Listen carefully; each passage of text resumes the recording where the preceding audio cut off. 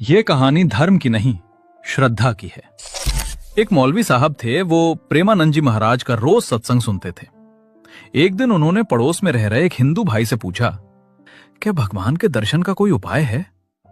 उस भाई ने बिना विवाद, बिना तर्क, केवल श्रद्धा से गीत गोविंद का सुंदर ग्रंथ मौलवी के हाथ में रख दिया और कहा, नित्य इसका पाठ कीजिए, सामने एक शुद्ध खाली आसन बिछाइए, ये भावना रखिए कि ठाकुर जी स्वयं सामने बैठकर सुन रहे हैं। मौलवी साहब ने विधि को मन से स्वीकार किया। हर दिन आसन बिछता, हर दिन गीत गोविंद का मधुर पाठ होता। ना कोई प्रश्न, ना कोई शंका, केवल श्रद्धा। 1 वर्ष बीत गया और 1 साल के नित्य अभ्यास से उन्हें गीत गोविंद के पद याद हो गए। एक दिन वे अत्यंत व्यस्त थे, घोड़े पर सवार होकर कहीं जा रहे थे कि अचानक स्मरण हुआ, आज पाठ तो हुआ ही नहीं। मन व्याकुल हो उठा। उन्होंने सोचा, जहां हूं वहीं से गा लेता हूं।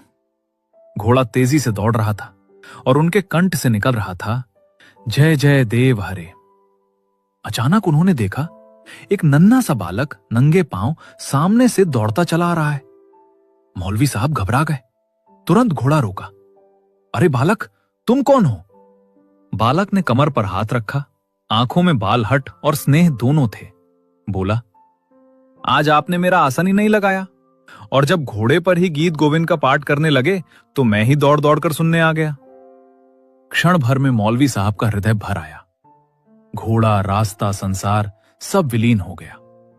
उसी क्षण वे जान गए, गीत गोविंद केवल ग्रंथ नहीं, पुकार है।